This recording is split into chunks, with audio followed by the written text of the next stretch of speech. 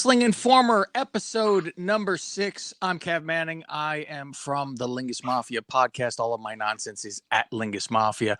I am with your informer, your leader, and I know I bother people when I say it, your leader in all news information when it comes to the world of wrestling. That is Mr. Billy Brodie. How are you, Billy? I know. I see your Aaron Rodgers mustache. I'm surprised you're not coughing from... Before we get into anything real quickly, I just want to do my plug because I have something that you don't know that I have, and I want to show it to you on camera. Oh, you got chlamydia again. Well, I can't show that to you. It'd be quite a sight. You might get excited, actually. So on my show, I do these wrestling reviews, and they're on your feed as well, the Dirty Sheets, or on Lingus Mafia, the free part. They're cut off after half, and then everything is on patreon.com/Lingus Mafia, right? So trying to get a lot of people to sign up to this, we're going in levels. I have 26 items of prizes. There's bundles of packages. There's going to be 11 winners pulled by a wheel being spun, right? So when we get to 40 people that sign up for the wrestling tier, the first thing's going to be pulled. The first drawing is going to be pulled. After that, it's like 2 things for 50, then 60, and so on, right? So I've gotten different things that are more expensive as the higher the levels go for when we get to 100, the big grand prize pulled. And if you won a prize prior, your name is still in the hat to be pulled. In the hat, it's a wheel that spins automatically. So I wanted to show you, because I got 2 new things that you have not seen yet. And I showed you I have a pair of Hitman trunks that are signed. That now is 3rd place. The turnbuckle you're dying for is 4th now. And that's paired up with a signed Ted DiBiase card from WrestleMania and a signed 8x10 by Demolition. That's in one group right there. And that's for 4th place being pulled. Here's 2nd place. You ready, Billy? I'm still just got this. Here is 2nd place. A signed wrestling boot by Ric Flair. I can't believe you're getting this stuff. That's 2nd place. Now, 1st place, Billy. Here's where you're gonna. I'm telling you, you're gonna love this one. I have an autograph 8x10, Billy. Ready for this? Signed by people in the main event of WrestleMania. Which WrestleMania, which main event? What could it possibly be? There's only 2 WrestleManias that would make that the first prize. Okay. What are the 2? Not the all-women one? It wouldn't be that? No, sorry, 3. Let's say 3 WrestleManias where that could be. Okay. Actually, 4. I mean, I say 4 WrestleManias. All right, so it's number 3 would be the most valuable. It's not going to be number 3. So that leaves you 5. What's number 3?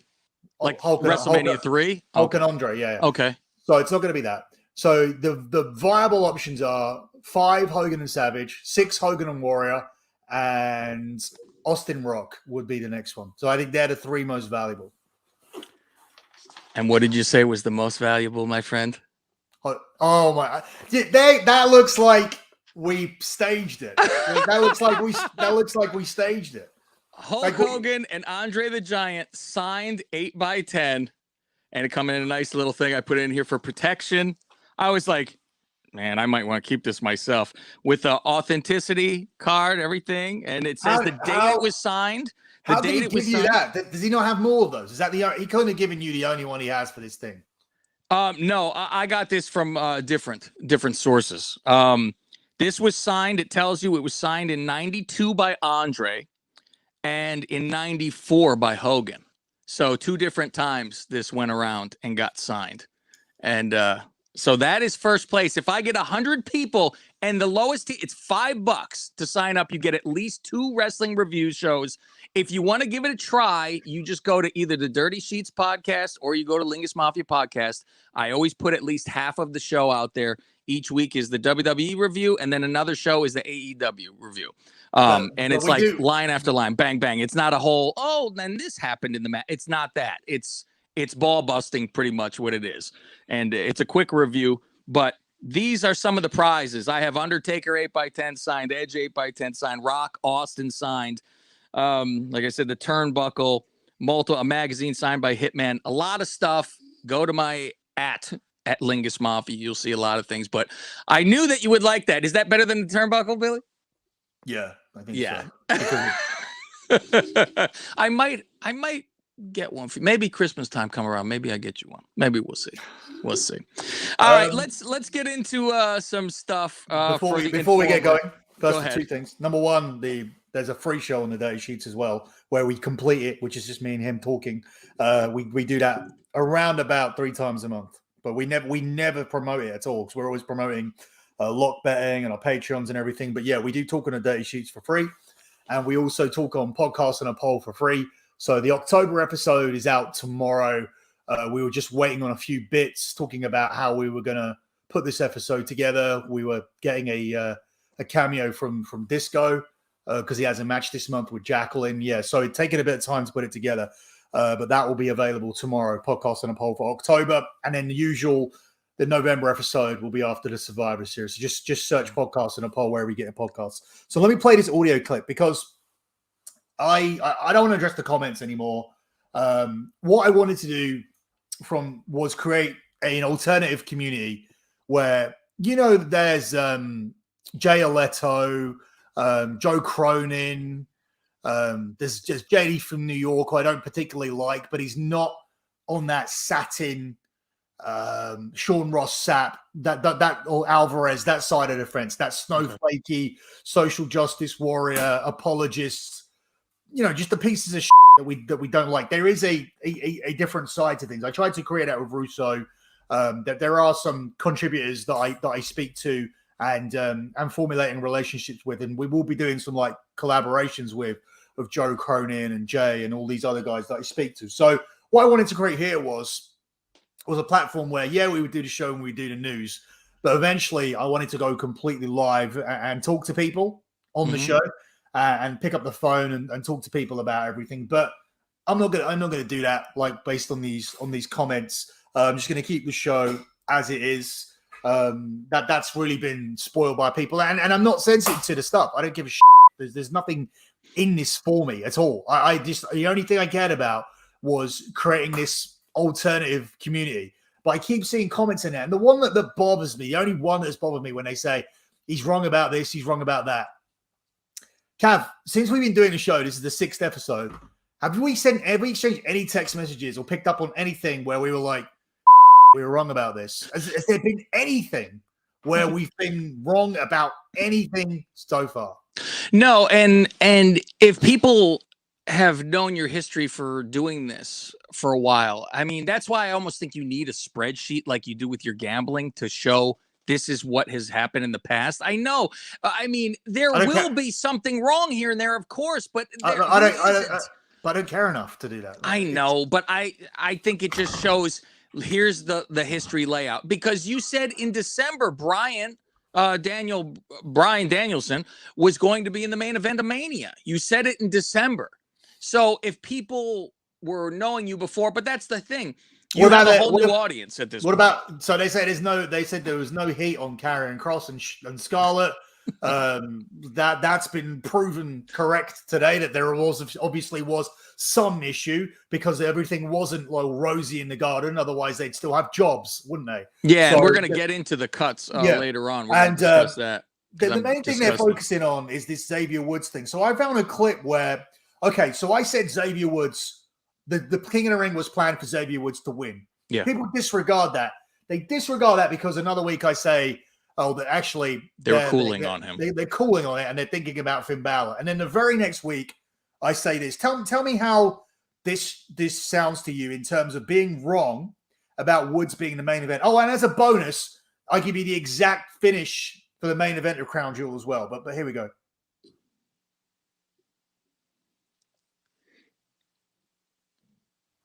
Xavier Woods pitches King of the Ring, pitches his ideas for being King of the Ring. They give it the green light, right? They come up with a women's thing at the same time. So Xavier's winning it. They cool off on Xavier Woods and decide that Finn Balor is winning it. Balor's the guy that needs the push. He's going to be a big deal on Raw. Then, over the last week or so, because of this whole Rock situation, the WWE decide we need credible faces for Roman. And it probably won't be a bad idea to get Nakamura ready, to get Kofi Kingston ready, to get Xavier Woods ready, so that they can have title shots for Roman, because Roman is now going to have this belt for 2.5 years or longer. I was going to ask you, does this mean since Rock won't be there until the next year that Roman is not losing that thing for that long? There's like nobody else to fight by then. Yeah, I think you see a screwy finish on Thursday, and I think you see Brock having another go at WrestleMania as well. So all right, I'll accept that then. Which is the third time. Yeah, so I pretty much told you there. Woods, Balor, and the last thing was Woods. It's not wrong when you get to the outcome in the end. Roman Reigns winning, screwy finish, facing Brock again. Yes. And I'll tell you where they're going to say the reverse of it is because you didn't pinpoint it in concrete and say they cooled off. They're going to say you went back and forth. That's what's going to be. That is 100% what's going to be said. It's not the case. You did say they cooled off, but you never said they're not going with him. But that's what will be said to you. You know that's what's going to be said to you. Dude, who cares? Like at the end of the day, the last thing you say is the thing that needs to come to fruition. And as I said, whatever bets end up going to the betting clients is really my priority with these things. So yeah, I mean that was completely correct. Another thing last week where there was some comments there saying, oh well, if they can get The Rock. Well, I don't believe this story. I think if they can get The Rock, they would have The Rock. What didn't you understand about the story? The XFL has changed. Ironically, the XFL, and when the XFL starts, is controlling what the WWE can do. Now, The Rock is available for WrestleMania 38 because he already cleared his schedule. The Rock is also going to be available for WrestleMania 39 because he's also cleared his schedule. Now, if the WWE want to pay for The Rock to do WrestleMania 38, they can pay for The Rock to do WrestleMania 38. But that it's very unlikely they're going to pay for him to do WrestleMania 39 as well. The issue with that is that The Rock, once coming onto your show with the license to promote the XFL, right? If he can come on and talk about the XFL when it's going to happen, that is obviously going to reduce the price and make it a far more negotiable deal. Okay, right?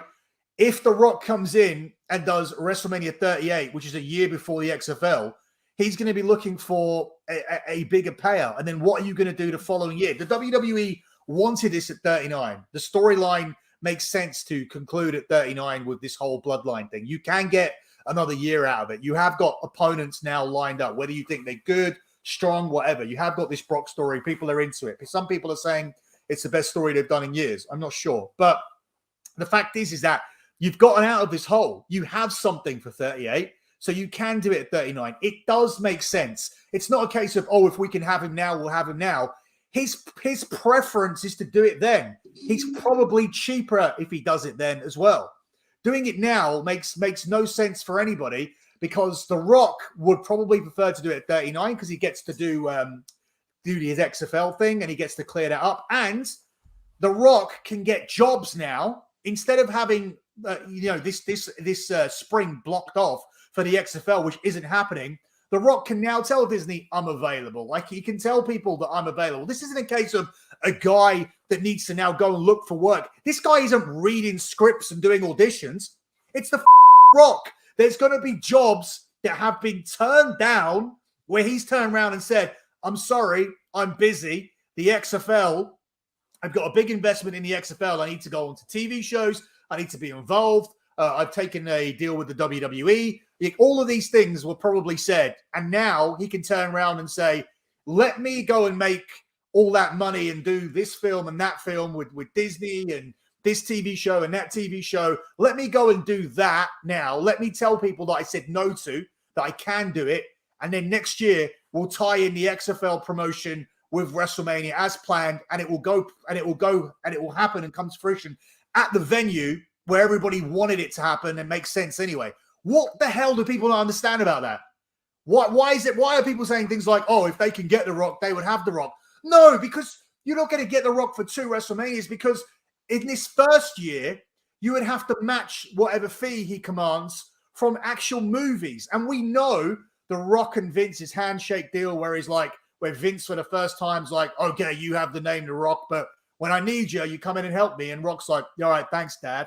Like, do you know what I mean? Like that we know the deal, right? We know, even if the WWE paid a Rock $4 or $5 million, that's what he walks around with in his wallet. Like, he's not doing this like for the love of sorry, he's not doing this for financial income. He is doing it for the love of wrestling. He's doing it for the appreciation of Vince McMahon.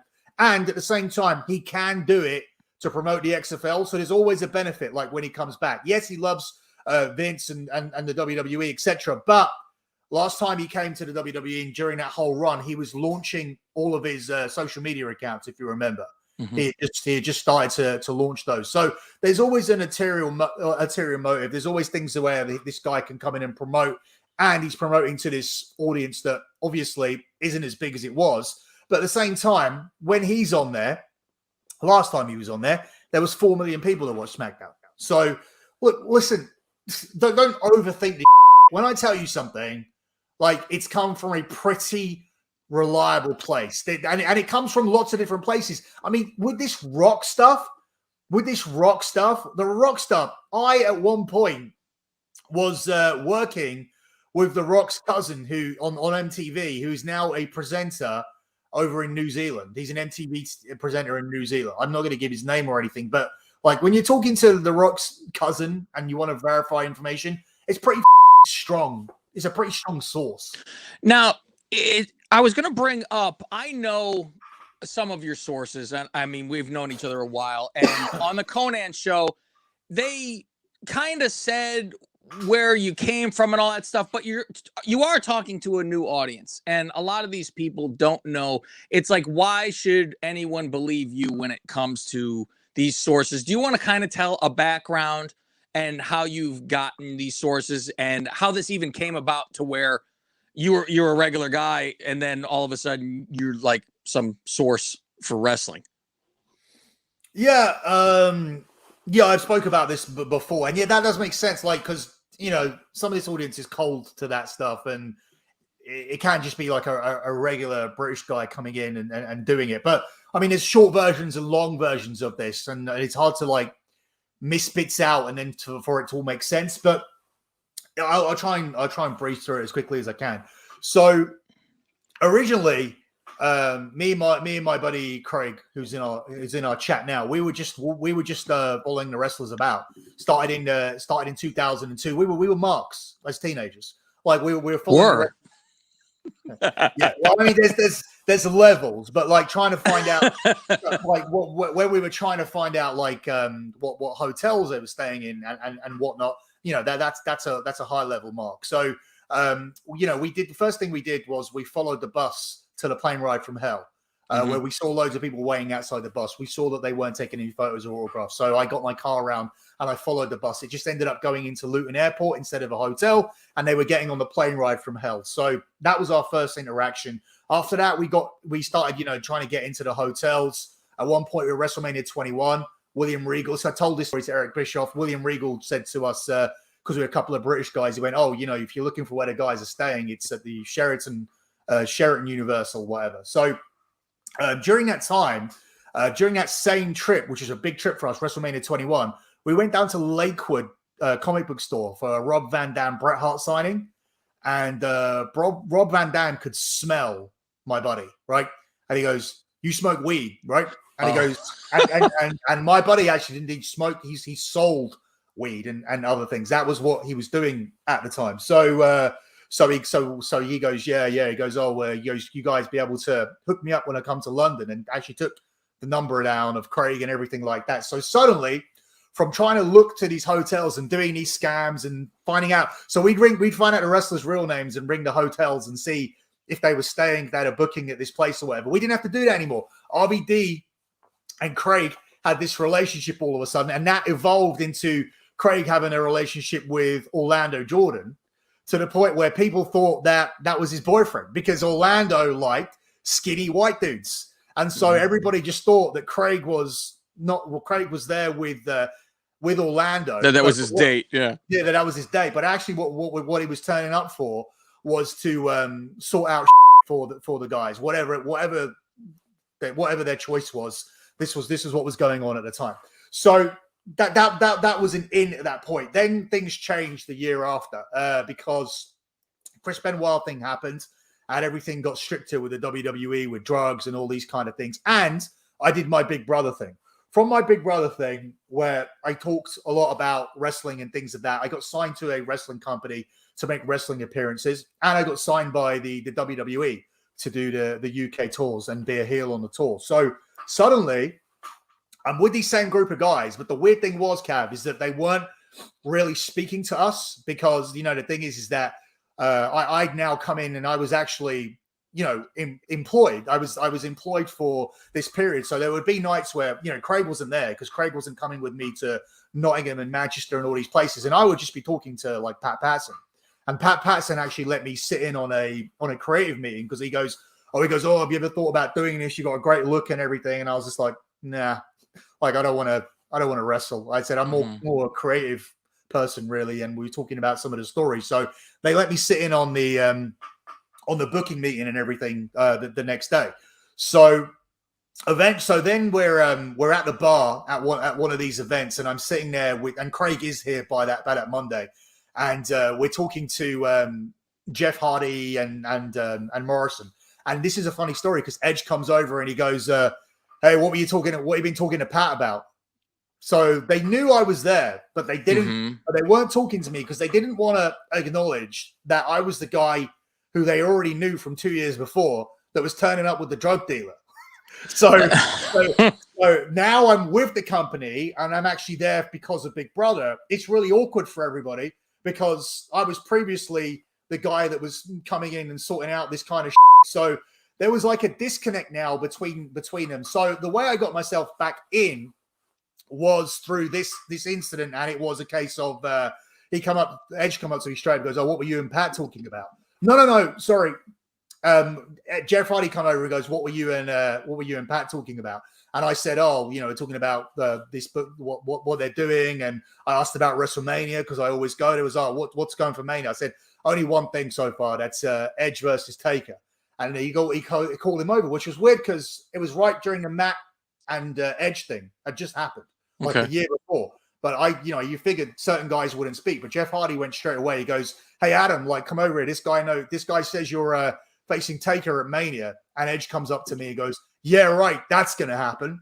And it was the main event of 24. So I was starting to like make up some like ground with these people. And at this point, I was thinking like, what can I actually do to get these people back on side? Because they're not calling us down anymore to, because Craig's not helping them out with what they need with the weed and the coke and all that kind of stuff, because they're not really doing this stuff anymore. So there's got to be another hook. And obviously this is the peak of my fame. Like, I've just come off a TV show with 8 million people. I've got a deal signed with Luminar Leisure, which are all the nightclubs in England. So I can get these guys into any club, VIP, any strip club. And I thought to myself, let's go out. I always wondered, why do these guys lounge around and drink at the hotel bar when like the clubs and everything, all the nightlife is like 2 miles away and everybody's got money? So I then, made this point and then set this hook up.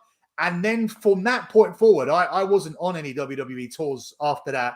And probably telling Edge about the main event of WrestleMania might have messed up any creative job I might have had as well. Mm-hmm. But they would then call me for the next, and I'm really nutshelling this as well. They would call me then for the next 4 or 5 years whenever they needed something sorting out. Like it wasn't no longer what Craig was doing for them, but now it was more like, venues, strip clubs, nightclubs, escorts, things like that. So yeah, that's what it ended up becoming until we get to the other big moment, which is WrestleMania 30. So we're at WrestleMania 30, and I'm out at this time with the guys from the Sports Gambling Podcast. I'm also out with the wrestlers that I know. I've made, I'm friends now with people from the camera crew.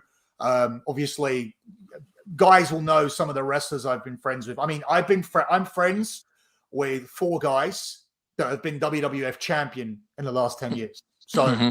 So I mean, so it's not like minuscule talent. So I'm in this bar. It's like a few WWE guys, few sports gambling podcast guys, few steel cage dorks, and we're all there. And we're talking about what I do, like for my main job, which is the sports gambling podcast. And we're talking about how you can bet on wrestling and everything. And they were going, show us this, show us that. And I was telling them, like, yeah, last year, like I was out with Alberto Del Rio, and he told me that Jack Swagger was winning the match. Jack Swagger was the 4th favorite for the Elimination Chamber, and we ended up winning loads of money. We're going through these betting odds, and I'm saying to him, like, the big one that stuck out, they didn't know that the Undertaker was going to lose as a massive favorite. That was a legit secret. But they all knew that John Cena was beating Bray Wyatt. Bray Wyatt, Cav, was a minus 700 favorite to beat Cena, and Cena was 4-1, plus 400. And they were like, their brains just started going, oh, well, Cena's going to win, but he's plus 400. So they were going to me, so if I put 100 on this, I make a $400 profit because we all know that Cena's winning. I was like, yes, if you put 100 on this. And he goes, and you can do this every pay-per-view. I went, every month you can do this. So I said, like, and so all of a sudden everybody's, and I said, but I'm in England. You know, this guy here, he works in Vegas, like the SGP guy. I'm not going to name him. And suddenly, like, this is really how contacts were formulated through this guy who's been dealing with their like syndications and everything like that, and has been going back and forth. That has opened up a big source of information where you know where the money's going on who and who's putting it down. So that is in the information. It helps me with the pay-per-view. When I left Big Brother, I was signed by Outside PR. Outside PR is the same marketing company that managed the WWF. So I still have friends in Outside PR. I have friends who deal in marketing. I have friends on the crew. I have friends who are wrestlers. I have friends in the gambling industry who deal with these wrestlers that I put them in contact with. I'm the one that built all these relationships. So through all of these various means, and the thing is that you play it smart. You don't text the same guy 3 times a week for your information.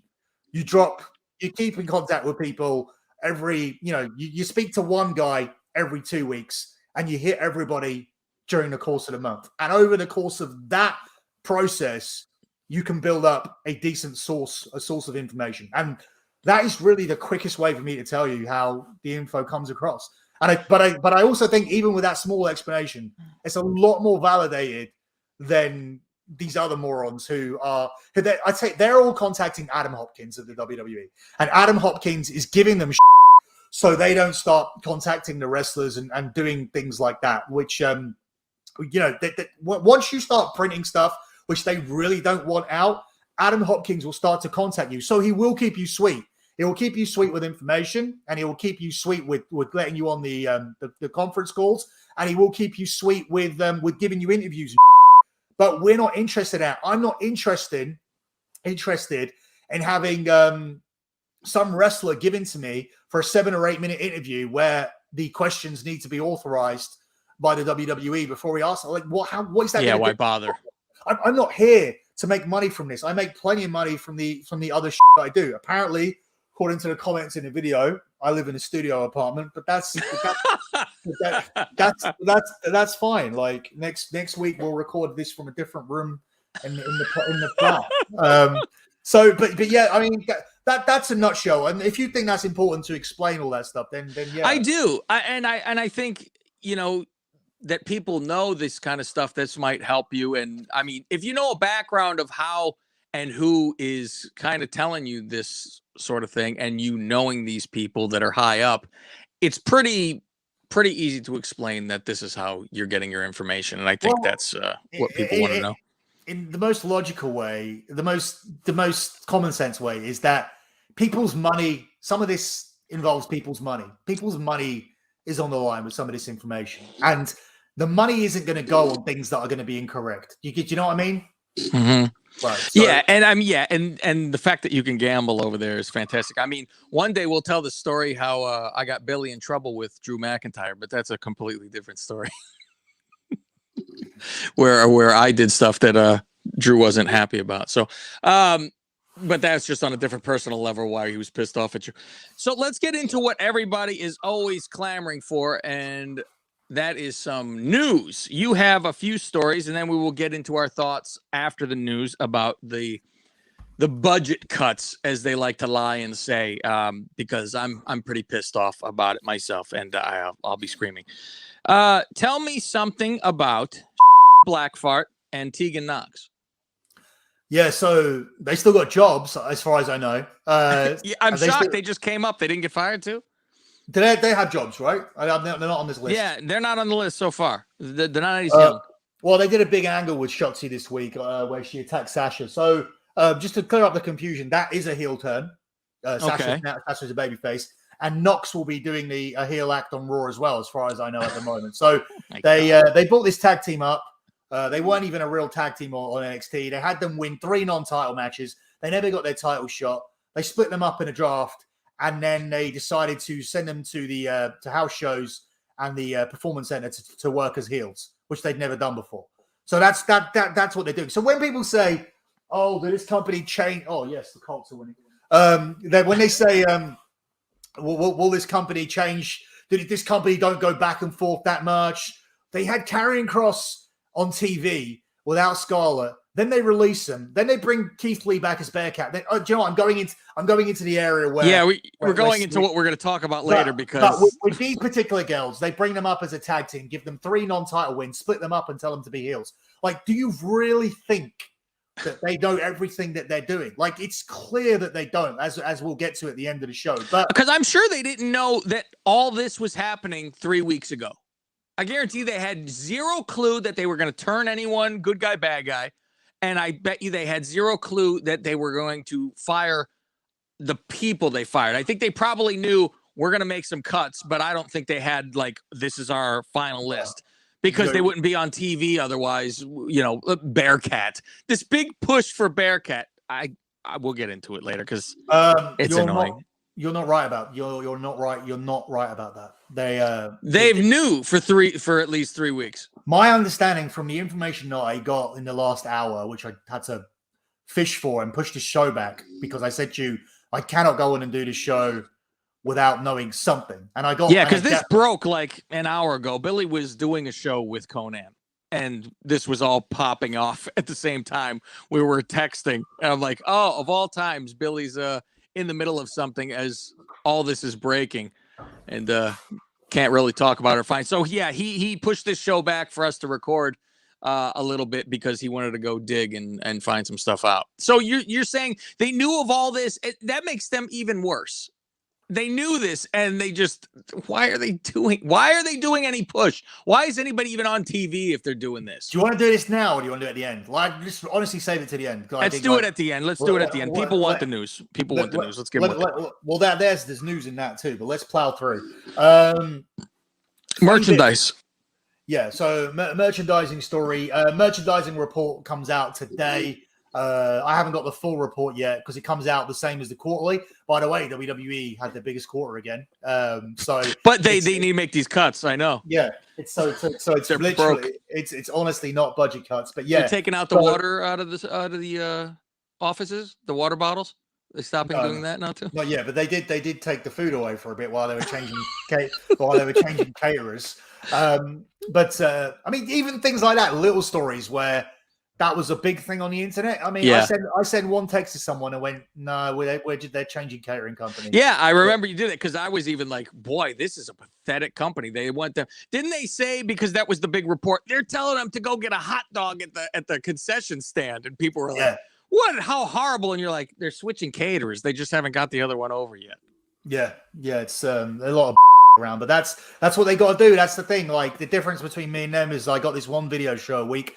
I got a Patreon. I tell people sign up, and I might sit on my ass for 2 weeks. Like I may sit on my ass for 2 weeks if I don't get anything. I'm not forcing anything through here. Like there isn't that much news. Not that much stuff goes on. There certainly isn't enough to do 5-6 headlines a day, which is what they managed to do. No. Yeah, that's ridiculous. That's why I've always said I think people should value your stuff and know that it's true because you're not out there every day with here's 50 stories. Like this week, what is there, about 4 or 5 stories for an entire week? So it is not like there is going to be something every single day. So that's how you almost know somebody's full of it. Yeah, I don't care enough to make stuff up. Like I just want to be right. I want to be right about things I say, and I want to be first to do the big stuff. So, you know, the Royal Rumble winners, King of the Ring winners, WrestleMania main events, contract information, merchandising information, like we're going to do now. Yeah, I just want the big stuff when it comes around. So Roman's still number one, Okay, and he's going to be number one this quarter. RK Bro broke into the top 5 of merchandising on these house shows with 4 bits of merch, possibly more by the end. But yeah, I'm hearing like they got four merch items, and they've sold it so well that they've broken into the top 5 for the merchandise, which is, we spoke before. This looks bad for people that have loads of stuff who can't really sell anything, like your Bianca Belairs, your Alexa Bliss dolls, your Seth Rollins, who's never been that great at this. Even Drew. I won't just not say Drew because he's a friend of mine. Like, he should really be up there with the push he's had over the last couple of years. But yeah, it's RK Bro who are in there. Stone Cold Steve Austin was the big surprise last time out when we were talking about heading towards this quarter. He's maintained his spot in the top 10 with his City t-shirts. But yeah, RK Bro was a big surprise because they haven't really got a load of stuff out yet. And I think this will lead to the tag team being together longer than intended. I think even now we're already at that point where I don't think this team is supposed to be a team going into the later part of the year when you're going to be looking at different stuff for Randy Orton for WrestleMania being 2 nights. I don't really think you want him in a tag team title match. By the time he gets to WrestleMania, he would have been in his tag team for 10 months or 11 months even. So yeah, it's odd, but it's doing really well. On the Roman thing, one of the things I wanted to say is, and I mentioned this on the Disco show, so he is so popular now, Cav, that he's overtaken the sales that CM Punk did in his year where he moved past Cena. Now, he's not quite doing peak Cena numbers yet, but he is doing Cena numbers. And he's being heavily aided in units by the fact that WWE had a storage space for these Roman Reigns signed promos. Like when you're top guys in the company, you do go and sign thousands and thousands and thousands of promos that are sold. Obviously, they're worth $1, and they're sold for about $20 on the house shows. So they had loads and loads of these Roman Reigns pictures in Shield gear, which they decided to bring back out. And they've been prominent on every single house show. Cav, they're selling so ridiculously well. Like nearly a third of the people at the house shows are walking out with these pictures. They are old Roman pictures, right? In Shield. Yeah. That now, because of the sales, have a $10 markup. I'm talking in £15. I did a show with Disco where I said $15 and they're double the price. They're £15, which is $20, and they're now going for $30. So I want to correct that from the other show. So they're now selling these for $30 because they're selling so well, and nobody cares. He's so over. No one's looking at that and going, I'll wait for a new picture, or I'm not going to buy it because he's not topless, or he's not with Paul Heyman, or he's not with a universe. He's not the cool Roman. He's the one everyone hated. Exactly. But these things were put away because, they had too many of them, right? And now they're on their way out. They are going to be sold. They are the hottest merchandise item from the house shows. The signed Roman Reigns pictures, they're at double the price at the moment. And I wouldn't be surprised if when the new ones get done, when he does sign a new batch and they have a new picture there and it's him and Paul or whatever, that they actually sell these for $50 because they would get it. They would get $50 for a signed Roman picture with the belt and Paul. No issue. These bloodline shirts, this Suplex Assist shirt, anything he does, anything he brings out, it's all moving. Everything is moving. He's now cut Bray adrift, whereas Bray's not even with the company anymore. Yeah, he shouldn't even be in this conversation, but he is still in the top 10 because he sold so many things at the start of the quarter. I don't think he'll be there next quarter, But yeah, Roman Reigns just ridiculous at the moment. And behind him is Becky, if you're interested. You know, it's interesting when you said something about RK Bro sticking together longer than originally thought and how everybody thinks. I had said on my show this last week, I said, well, I guess now that they got music, we know they're not going to break up anytime soon since they got new music together. And that's always a sign, too, that they're going to stick around for a while. We've always heard about Vince talking in the ear of the announcers. Do you have anything that's going on with Vince whispering in people's ears? No, whispering. Yes. Yeah. Yeah. So this involves RK Bro as well. So I heard a story about, I only got this. Sometimes I get stuff. It's a bit old. It's like a week and a half old, but I get it because it's so dumb. So Vince McMahon and Pritchard, they book this Raw, right? They book it all out. They decide last week to have a tag match where 3 teams are going to have a triangle tag team match, and the winners are going to face Randy Orton and Riddle, right? Mm-hmm. So they decide on that themselves. They're involved in that process. Then it comes down to the match, and nobody's like realized that the baby faces are going to be in an advantageous position where they face a team that have already wrestled. So Vince begins to shout at Jimmy Smith on the mic, or throw his earpiece, for stating the obvious. He shouted at Jimmy Smith during the RK Bro match to say, Orton and Riddle don't have an advantage. Stop saying they have an advantage and that they are fresher than Ziggler and Rude because that's obviously an overact. And he was shouting nonsensical verbiage to say that the match was equal. So they were having to say things like, oh, they wrestled earlier, but they're still fresh because the match was short. So you're now having to say they won quickly against the 2 other teams that just came up who looked like because they looked to Ziggler and Rude quickly because Vince booked himself into a corner and started shouting at the announcer because he was saying that the baby faces are fresher. And he was saying, and he was telling this guy, oh, you don't say that like they're baby faces. Like, you don't say that like they're fresher and they got an advantage. And you need to say this and say that. And what he was saying on the mic was being said by Jimmy Smith. And it was complete. What is your opinion on Vince? As I know we've all, yelled about what the hell is all this stuff now. Like a lot of things are different. A lot of stuff doesn't make sense. And I've called him Al Davis, like he's lost it. Do you think he has lost his touch as in when Michael Jackson and Prince later in years couldn't get really hits out anymore? And you go, man, back in the day, they were good. Their well just ran out. Do you think this is his well has run out and he is just not as good as he was? There's your stuff. Or do you think that does he not care? Is he losing his mind as in coming up like he doesn't realize what he just booked, where the older Vince, years ago Vince would have known this is booking himself into a corner? I think you just get old and you start to forget things and you don't have your mind doesn't have the look. I'm going to use another example here rather than someone. I don't know Vince McMahon, but I know Vince Russo. And I know that we just did a show with him, which was supposed to be about the Attitude Era, but he didn't remember anything about it, right? Mm-hmm. And he also is supposed to be the guy that wrote it and came up with all of these ideas. He's supposed to be the guy that came up with things during the Attitude Era, right?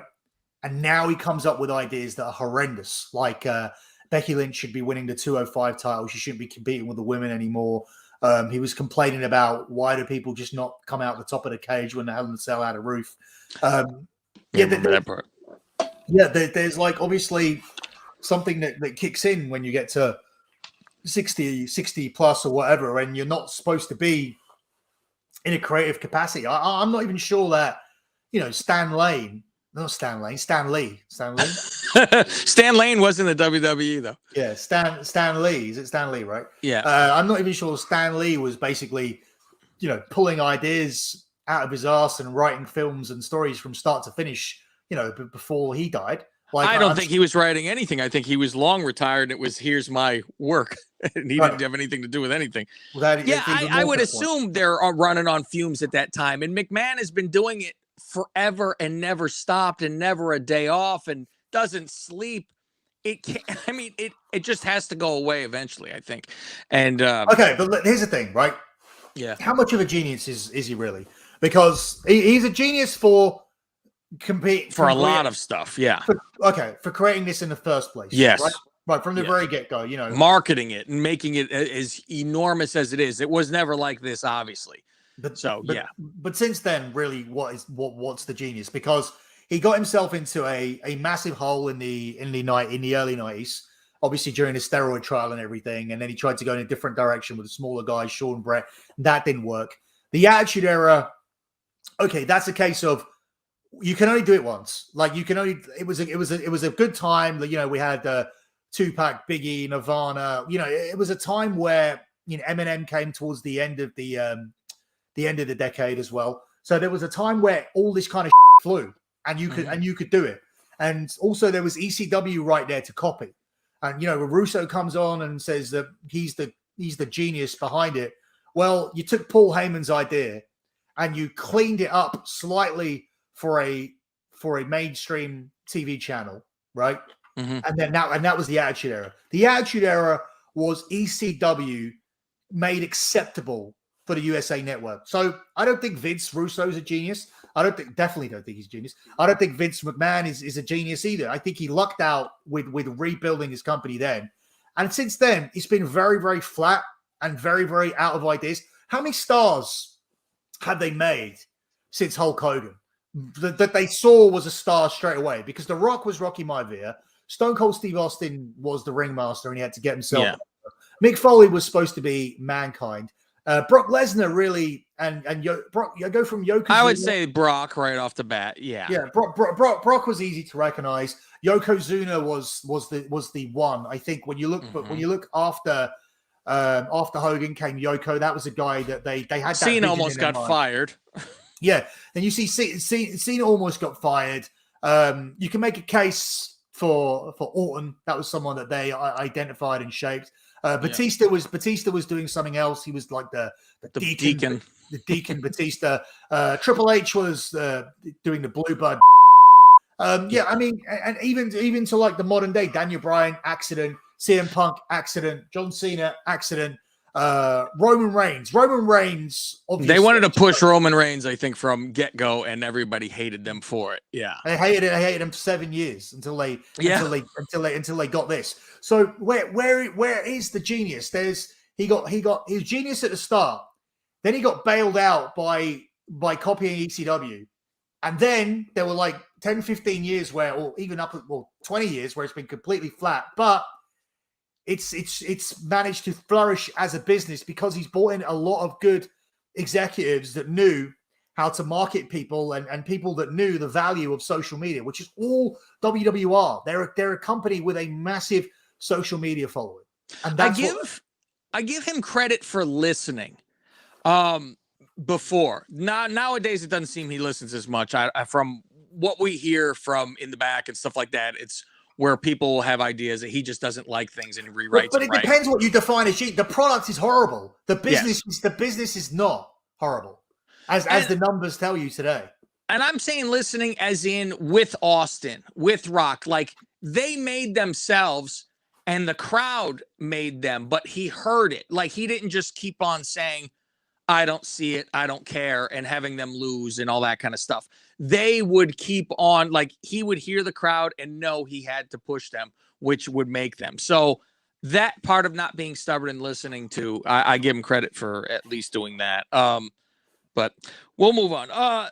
What is going on with what's the direction of Roman Reigns? I noticed he was not on SmackDown last week. Yeah, no, he was at the show. So I don't know why they kept him on TV, off TV, but that's just what they decided to do. Did they film Tribute to the Troops at that show? No, Tribute to the Troops has already been done on another show. But did they film that night? No, it's been done like before that show. Oh, before that even. Okay. Yeah, before that. So yeah, the direction for Roman Reigns is going to be Lesnar. But the in-between guy looks like it's going to be Drew McIntyre. I previously thought that you would save that for the UK pay-per-view, but I think that they like to book a lot more short term than that. So they're not even looking at that pay-per-view yet. They're looking at 10 polls like their WrestleManias, but they're not looking at future opponents for Roman. I think at the moment it needs to be the biggest guy. I think Drew's someone they think that they can rebuild. I know personally, and I don't think this is revealing any kind of big spoiler. Well, it might be for people when they get to the building on Saturday, but Drew McIntyre is heavily advertised for every single house show this week, right? Mm-hmm. He's not on the London one because he has to do SmackDown. So he's front and center of the poster, but he is not going to be there because he is now needed for SmackDown. Obviously, this company, because they book so poorly, are well behind on the Survivor Series build. I imagine that they're going to start with their team this week. I imagine that Drew is involved heavily and he's a captain or something. And I imagine he probably wins that match and survives, which is a good build for Roman. So whatever they're doing this weekend on Friday on SmackDown, it's important enough to take the first ever WWF champion off the shows where he's at the front of the poster. So the first London Super Show doesn't have Drew McIntyre on it. I was still able to get my tickets, but he won't be there to say hi. So he won't be there. So the surprising replacements for that, which sort of piggybacks onto the next story we want to talk about, is Sasha Banks, who is now vaccinated. No. Well, she may have been in the same situation as these other people today if she wasn't. Which you would think she would just say, okay, see ya, because she can go to AEW in a heartbeat. Yeah. And then Charlotte as well. So this is interesting because there's this whole hoopla about people saying, oh, Charlotte had a row with Vince and there's big heat on Charlotte and the higher ups or whatever. That's not what I'm hearing at all. I'm hearing that there is heat on Charlotte, but it's not necessarily with the higher ups. Otherwise, she wouldn't be going to a UK tour. Everybody hates the UK tour. And for Sasha to be doing it and for Charlotte to be doing it shows both people are in decent stead with the guys up on top. Otherwise, they don't go on and do this tour. Charlotte just turns around, sits it out, just like she did with the Saudi thing, where her opinion is that we've not come this far. We've not come this far to do what we did, and then to backtrack with these T-shirts and covering up and everything like that. So that's the reason why she doesn't do Saudi, or why she wasn't on Saudi, because she doesn't feel that it's the full acceptance by doing what they do. And when you see that, she's right, because that looks terrible. Did you understand the line that Charlotte said on Friday? And one of guys who listen to my show tweeted us what they thought it meant, and we're pretty sure, where she said her winning a title, it's just another Friday, and gave a wink, and they all said, do you get it? Do you get it? I was like, what the hell are they talking about? Did you understand that? No. There was some insight. Apparently there's a meme that goes around of Chun-Li and Bison, and he said something about, it's just another Tuesday to me, like after some big proclamation or something. It's like, oh, it's just another day. But I'm like, that's what the hell they were talking about? I was completely lost though when they were talking about it. So I was digging deep on this Charlotte situation because obviously she's on the tour. To me, when she comes out and she has more heat, like, okay, last week they canceled all of her media, right? They canceled all of her media, but then she goes out, she opens up SmackDown. She's got massive heat. The crowd are really, really booing her. She looks like she's loving it. She then works a match against Shotzi. She then's added to the UK tour. It seems like now, yes, there was an incident, right? But it seems like WWE are now playing the media, because from my understanding, it was Adam Hopkins who verified the story with all of these sources. Like, because every had it. Sean Ross, Ryan, Meltzer, all of these morons, everyone, every two Bob dirt sheet had the story and had quotes. Remember, even Sap is so like delusional that he actually thought he had an exclusive because he was giving the story from Hopkins, and his exclusive was written exactly the same as Johnson's, and they both thought they had it. They both thought they had it because it come from the same guy. So it occurred to me, like, okay, there was an incident, but why are we letting it out? Because WWE were responsible for the leak. So I'm not denying there was an incident. I know there was an incident, but Did you ask anyone who could be an eyewitness? I know bits about this. So I asked us two sources. First one is wrestler, and they said, and I'm piecing this text together from like 8 to 10 texts. So Okay. this isn't how the conversation goes, but it's pieced together. I don't hate Charlotte at all because I see what she's trying to be. She's trying to be what Undertaker was a few years back. She's definitely hated by a lot of people, mostly the boys, but not really the girls. The next part of the conversation. She's seen as a divisive figure in the locker room as she's always arguing for the women separately, like it's girls versus boys. This gets her over with some of the girls, but she's hated by the boys. There have been multiple times where she's pushed and succeeded in working with lower talent. Becky is different. Becky is more like one of the boys, but that's not to say she falls out with the girls. She just gets on with everybody. Charlotte will fight her fight, and she'll fight everyone else's fight when it comes to the women. Now, I asked about this with someone else, and they got back to me, and I said, well, this is what someone else has said. And they said, I agree with most of it, except the part that she's liked with the girls. Some of it, and it was basically said to me through a number of texts. The girls don't see it as a positive that they have to wait in line and that she gets to pick and choose who gets anointed and works with her. Because I think the feeling is by the time that actually happens, people are so nervous for the match to be successful that it isn't. I mean, and they point to a match that she had with Liv where Charlotte said, I will work with you now. I will work with Liv. And then when Liv had the match, it wasn't good. Almost to the point where that opportunity thing, which Charlotte came up with herself, is what gets her heat.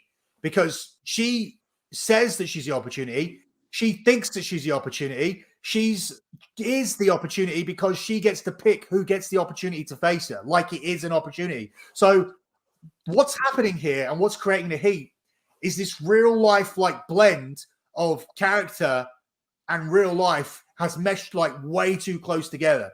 She says she's the opportunity on TV. She can pick and choose who she works with in order to get them over. She's doing the whole CM Punk where we say, oh, he's going out there and he's saying he's going to give these little guys a rub. She's giving them the rub where they think that, this is a very equal women's division. Mm-hmm. And she's putting herself on a pedestal above them. But at the same time, that also comes from the company where she's on a $1 million salary, $1 million guarantee, along with Becky. She's on everything. She's got a deal with Cricket Wireless. She's face of Cricket Wireless for the WWE. So they're the ones that put her on this pedestal. But the difference is, I think, from people, is the way that the two people act. They're looking at these two 7-figure talents and seeing that Charlotte is very up herself and very much dictating what she does and what she wants to do and who she does it with. Whereas Becky's just kind of like, yeah, that's cool. Like, I'll talk to you do my job. I'll talk to everybody. I'll be friends with everybody. I won't ruffle any feathers, and I'll go home to $1.5 million. And I've got William Morris negotiating. Was it William Morris? Did I say was in my notes last week? I don't remember. William Morris negotiating movie deals and extra television work for me at the same time. So yeah, these two are seen very, very differently.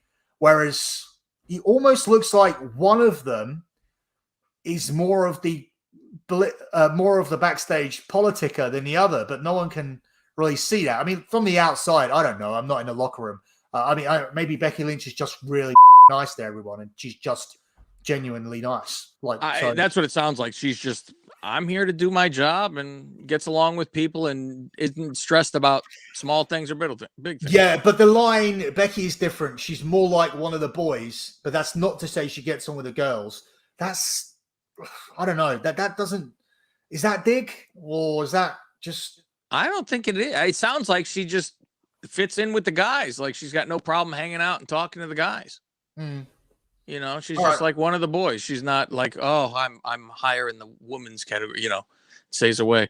Do you want to talk a little bit about the cuts before we go? Because I know we're already long into this show. Yeah, we'll just we'll do 10 minutes on them, and sure. Then we'll do. When if anybody is interested in hearing more about it, we'll talk about it on the dirty sheets this week. We haven't done a dirty sheets since Crown Jewel. We usually do a show before the pay-per-view and after the pay-per-view. So we preview the pay-per-view. We look at all of the television that led into the pay-per-view, and then we talk about the pay-per-view afterwards, along with the shows after the TV. So, and then occasionally we do throw in a bonus show. Yeah, so we're not weekly. We're like 3 times a month, but we are due a show. And I think these releases are perfectly good thing to talk about, given where these people might go, the positions that all of them are in. I mean, that B-Fab is shocking. That is shocking. I mean, if you're AEW, you're going to cherry pick this, right? You're going to have to. You're going to get Cross and Scarlett right off the bat. And then I would assume even Keith Lee could be enormous over there. But how many talents can they actually look what they do? Do you still watch AEW every week, right? Yeah, I review it every week. Yeah, that's the latest show that's on the Dirty Sheets and on Lingus Mafia right now. And you think that's a good show? I do. I enjoy it. There is obviously issues because I do make fun of it as it goes along. There's a lot of issues. The Super Elite. I didn't mind the Ghostbuster thing. I really didn't, because it was a Halloween show. So, would you rather have seen that or seen that trick or treat fight with pumpkins being smashed on their heads? Okay, but look at the level of performance. Roman Reigns didn't dress up as Roman Reigns didn't come out as a Ghostbuster, did he? So that's a champion. That's the world champion. You don't do it, right? It's simple. Unless it's their goofy character. I bet you Big E would dress like a Ghostbuster and come out because that's his character. He's goofy. Well, Big E will fail as champion. Yeah, but I mean, I don't think he's going to be some giant champion, of course. When did you look at Drew McIntyre as champion and say, this isn't actually working? I had a problem just because it was in that bubble time. Okay, it didn't give you a true sense of what he could be, I don't think. So it was bad timing. You really didn't feel like they really messed it up when they turned him into He-Man? Oh, for sure. But was he carrying the sword when he was the champion? Isn't that when they gave it to him? They gave it to him during the title run. During the title. Yeah, I mean, that sword thing was bad. And we still say it's bad. And this is the type of thing we said he needs to say, no, I'm not doing this. All right, so let me tell you what I know, what I think I know, and then we'll talk about the rest of the releases and the specific people, what they'll do. We'll talk about we'll give the list out. Sure. And then we'll talk about where we think people will go and everything over on the Dirty Sheets this week. So the information I have is, if we look at this quarterly report, which was coming out today, which actually coincides with the releases, the list of expected questions that were sent to the WWE included things like if AEW's viewership continues to do well and equals or even surpasses Raw and SmackDown in some categories, does that all affect WWE's ability to negotiate rights in the next round? Or does it not matter if WWE ranks highly relative to programming generally, and does it currently? There's a question here. WWE disclosed that EVP Paul Levesque had a cardiac event in September. Has he returned to work for WWE? What will be his role in the company going forward, considering changes to NXT and talent development strategy? Now, these are questions that they were expected to be asked, right? Mm-hmm. This is the one that I think is the key one. I'm seeing other questions here that I didn't even notice before. WWE put pay-per-view in movie theaters for SummerSlam. Was the WWE happy with results? Is this something that the company will do more long-term? There were less than 30 people in the cinema that I watched Crown Jewel in, by the way. And that's at a good time for you guys too. That's not like at midnight for you guys. No. So here's the big one. I feel that the avoidance of this question, or the ability to answer this question in a positive narrative by giving the answer, all of our talent are fully vaccinated, was the reason. And this question is, WWE has far more than 100 employees. Does the company have a vaccine requirement? If so, does this apply to independent contractor talent? Have there been positions created to address health and safety issues? I think that unless you're exempt like a Roman Reigns, or you just don't want to do it like a Brock Lesnar. I feel that they knew that this question was coming. Mm-hmm. And I feel like what you may have seen, and I don't know this for a fact, but I do know some of the people are 100% known anti-vaxxers, right? So if you knew this question was coming, now initially there was the Money in the Bank deadline, and the Money in the Bank deadline, which I've spoken about on Russo's show and a number of my shows, so I don't want to go over it again and again. But Cav, no, you know what I'm talking about, where there was all those rules, you know, the 5 rules, where if you are vaccinated, you can do whatever you want. But if you're not vaccinated, you must not socialize. You must not leave your group. You must not go out to Can't eat. go out. Yeah. Yeah. Remember all of that shit. And that's what got Sasha in trouble. Why she wasn't there at SummerSlam. Yeah. Yeah. So I believe that this deadline was coming up. And I believe there was deadline number 1. If you don't get vaccinated, you're going to have to go by these ridiculous rules. And I think they were surprised by the number of people that said, all right, fine. When we'll come to work for 3 days, we'll stay in our rooms, we'll stay in our areas, we'll stay with our group, we'll wear masks around the building, we'll do it. Mm-hmm. And I think they were like, what the It's like 35% of the company are anti-vax, and good on them is what I say. Because the vaccine's trash. Wait till those comments blow up now. I've had the shot. Billy hasn't. There we go. Yeah. But yeah, so that's a big number. And I think what would have happened here is you would have had a secondary deadline where people would have turned around and say that, look, by the time we hit that quarterly call and this projected question comes about, we want our answer to be, we are a 100% vaccinated company with the exception of those that have medical exemptions, or with Roman Reigns' case, he's immunocompromised. Yeah. Mm-hmm. Or people that aren't full-time employees, which I guess could be Brock then. Right. Because they got to get around. They'll blow Brock if they have to. They'll do whatever Brock asks to keep him there. No, which one? Oh, yeah. Work part-time, whatever you want, sir. Anything you like, sir. We'll carry your balls in a spoon, whatever you like, Brock. Yeah, so, I mean, there are some unvaccinated talents there, but I think Sasha Banks was probably right on the borderline. And this is the weird thing where people turn around and they're like, she could just go to AEW and this, that, and the other. But maybe she doesn't want to go to AEW. Maybe she likes being Mandalorian and she likes being on Fox and she likes that exposure. Look, AEW, as much as you want to, some people want to chalk this up as a rivalry and make these guys neck and neck and say that they're bigger than they are. They're not. They're a company on TNT that do 1 million and are simply catering to that 1 million people. They're not looking to grow this audience. Like they're a company. I think bringing in people that are well known is to grow the audience, because I looked at them like, where's Bray? I checked where's it Bray out. White? Where's Bray? Where's Bray? I'm waiting for him to show up. I can't imagine he won't be there. Why do you not sign up Karrion Kross straight away? Why don't you sign up this? This just happened today. I mean, I wouldn't doubt it. That's what I mean. We'll wait and see. But that's the thing. They're signing these their pay-per-view's coming in next weekend, so I would assume somebody's showing up. I would think so. I've been screaming that Bray will be the leader of Dark Order forever.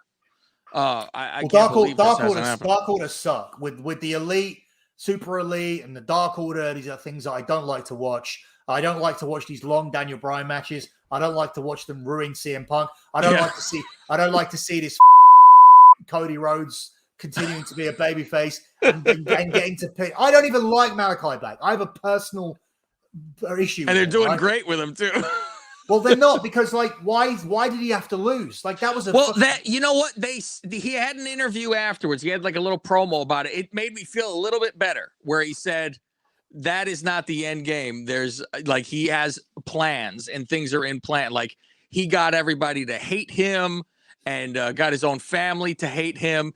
And that is not the end game. A pin is not the end game. So I said, okay, even though I agree with you, he should have never gotten pinned there. It should have kept on going. And I figured it was going to. But I almost think they're making Cody be hated on purpose. It's so pompous. He comes out from the middle of the ground in the middle of the two tunnels with all this fireworks, like he's the greatest thing that's ever happened.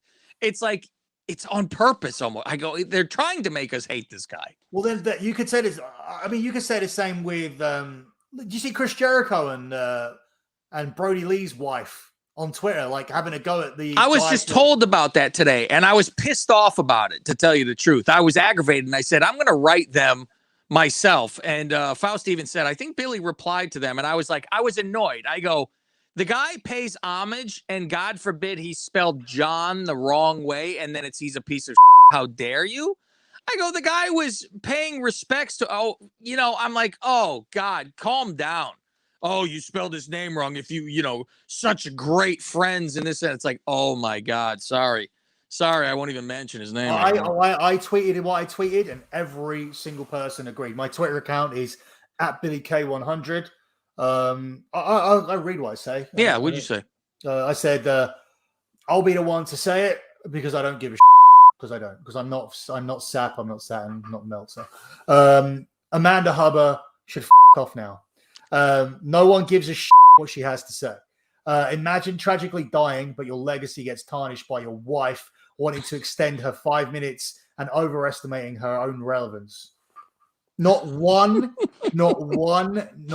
disagreeing response. You know what? I mean, sure, it's harsh with what you said, but at the same time, I get the sentiment. It's what the the guy is saying something nice about a friend that passed away, and since he spells his name John, not Jon, or vice versa, whatever the hell it was, it doesn't count. And it's and I'm like, because first he said Jericho said something, and right off the bat I go, why would Jericho screw him over like that? Why would he point that out to make him seem like a? He retweeted it. And he was like, "You spelled his name wrong." Yeah, then, it's very. It's like, why would you do that? But she was more. She was all like, she put some meme in there. No lies here or something. Someone said to her, "This is very classless." She goes, and someone said, "Oh, you didn't point it out when Miro said something wrong." She went a long list of like. Miro called me every day. Miro didn't use his death for attention. Oh my God! Miro cried with me when he died. Like this poor Kalisto sitting there going, "Oh, I need to get attention by mentioning his name." Did you hear the interview that she had on? I believe it was on Jericho show, where she went, "Oh no, what the hell show was it? I don't know if it was Jericho." Where she told the entire story. It was on an AEW show. It was an AEW podcast with Tony and that referee chick. And she told the whole story. And I think we talked about this on the thread back in the day when it happened. And I said, you got to hear it. It's worth going back to listen to it because she comes off horrible. She goes through the whole thing about what happened. And there are parts that seem beyond cold where she says, I'm spending Christmas with my kids. I don't care what happens. Don't call me. And it's like, so if your husband dies on Christmas, you don't want us to ruin your Christmas by calling you? It is very, very bizarre. And I know everybody's experience with somebody dying is going to be different and, granted and all that. But it came off really, really bad for anybody who has heard that interview. I tell you, go check it out. It's in the AEW podcast stuff with Tony and that referee. So as we're recording, just to finish up, the list at the moment is Frankie Monet, Ember Moon, Scarlett, ridiculous. I was really looking forward to that.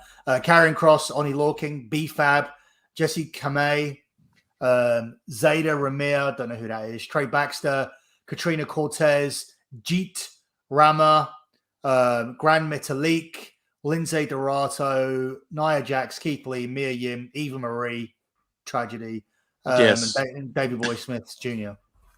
Yeah, there's a good little handful that we'll talk about on the Dirty Sheets that I would grab right away just for name recognition. Everyone says, Nia is horrible, this and that.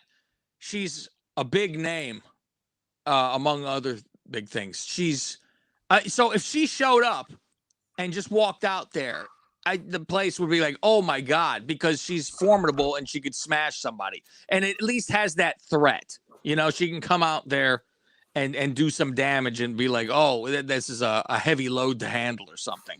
And Cross could walk out there, of course. I think obviously Bray we've all been waiting for Bray forever. Amber can get out there. And this is Nia Jax is a 100% anti-vax person. And I'm starting to see this down the line. Now, I can't go down this list and tell you name by name because it's going to start a whole thing of like, it's going to just take one person tweeting this person and they're going to be like, I'm not anti-vax, or one person on this list is going to say they're vaccinated. But look, you've obviously mixed people. You don't have to be a rocket scientist to know that the ones that are unvaccinated are probably the ones that are big names that were doing stuff on TV and didn't, and then they've mixed it in with some people that they just wanted to get away with. Get rid of. Like when you're looking at your Grand Metaliques, your Ember Moons, Ollie Lawkins, like you're not having necessarily a vaccination problem there. When you're looking at a BFAB being randomly ejected in the middle of a very odd push and being put on TV, you think to yourself, yeah. I mean, Nia Jax openly spoke about it, so that looks like I'm putting two things together here with the question on the conference call and the timing of this, and it does look like that. Look, like I said, they put this initial deadline in. Their expectation is that 5-10% of people would turn around and not be vaccinated, and they would release them in July during the Money in the Bank time. They did not expect that they could not release 35% of their company. What has happened is some of the people surprisingly have turned around and said, I'll take it. Even though I don't want to, I'll just go and take the shot. Like you told me to do to go to your wedding. Yeah. So just take this shot. You're not going to die. You're rolling the dice. If you're worried about that, don't ever play the lottery, because then you should just be as worried just about winning the lottery too. You'll be fine. So let's just end this show. We're done with everything we had. We've gone over our time like crazy. So yeah, go check out, look for on your favorite podcast area, look for the Dirty Sheets and look for Lingus Mafia, and you will see where we will have our shows where we talk about wrestling here and there and pop on there. But every week there's my show will be on those feeds for sure.